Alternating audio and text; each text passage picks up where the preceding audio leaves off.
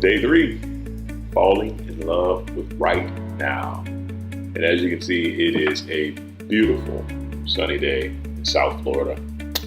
Loving it, loving it. And I'm loving my Miami Dolphins hat. You know, I bought this hat a long time ago, but some of the shit we do to either please our peers or not even have to face conflict from our peers.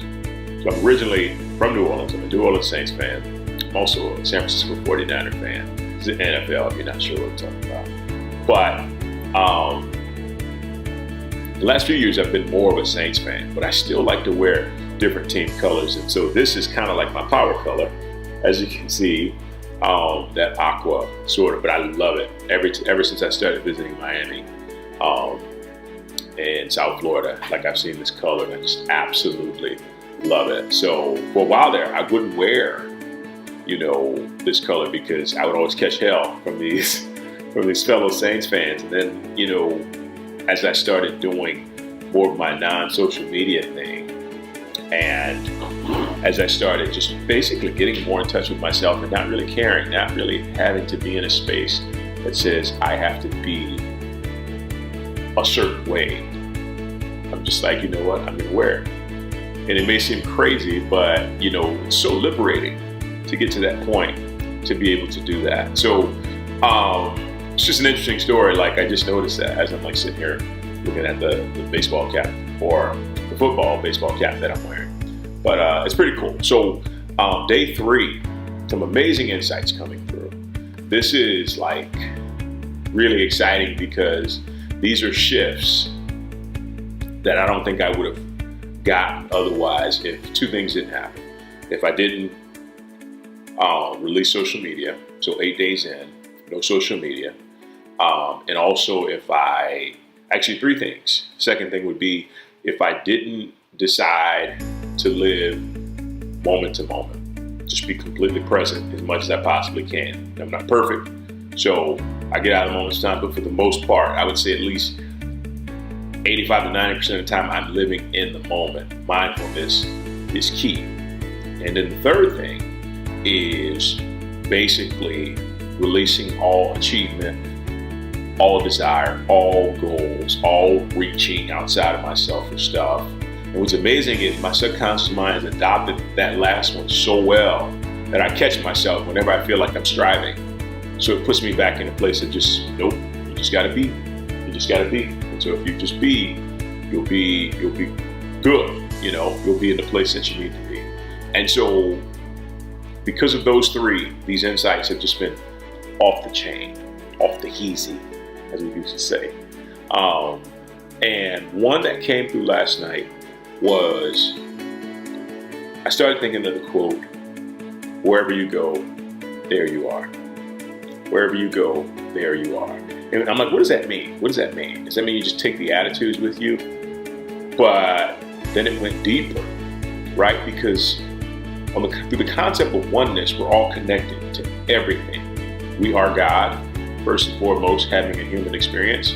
That means we're connected to everything, from the person next door to the ant walking across the sidewalk, to everything. Every square inch of everything in the universe we're connected to.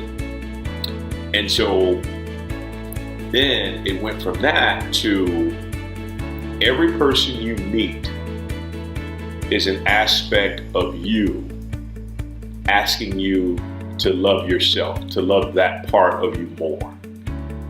Wow. I'll say that again. Every person that you meet, every place, everything, more importantly, every person you meet is an aspect of yourself that is asking you to love it more.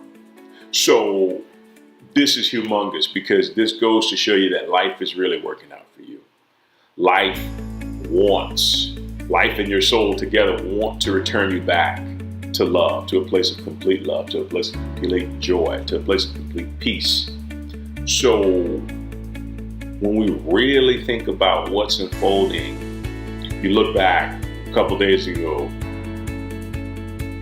the waitress you had a fight with, who seemed to be tense and all over the place, that was you asking you to love that part of yourself. Now, this can be absolutely just nuts to think about, because it's kind of like far out there, but what isn't? You know, the universe is so enigmatic. It's such a mystery, you know, that a lot of the things that show up that are actually true are hard to believe at first compared to our old paradigms. But this is what's true, and I've looked at my life even in the past week, and it makes so much sense. I'll give you an example. There's a guy who I would see, all of a sudden I started seeing him all the time. And the common theme with him is complain.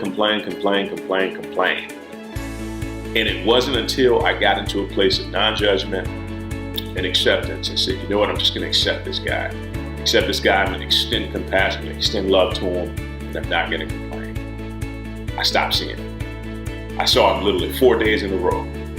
Once I stepped into that place of acceptance, that place of non-judgment, that place of compassion, of love, I stopped seeing him, because I didn't have to love that part of myself, because I already did. You get what I'm saying? So take this, implement it, because it's just absolutely terrific to watch unfold in every sense of the word. And now it just helps you to understand like who you truly are, because the people in your life are going to reflect who you are. And the great thing about God, the great thing about the universe at work, there's aspects that you don't even know about, that are being reflected to you. So pay close attention to that and understand that, you know, it's there to help you. As hard or as shitty as a situation might be, it, they, them, there, it's there to help. Guys, thanks so much for joining me. Day 3 in the books. We'll see you tomorrow for day 4. Thanks so much. Take care.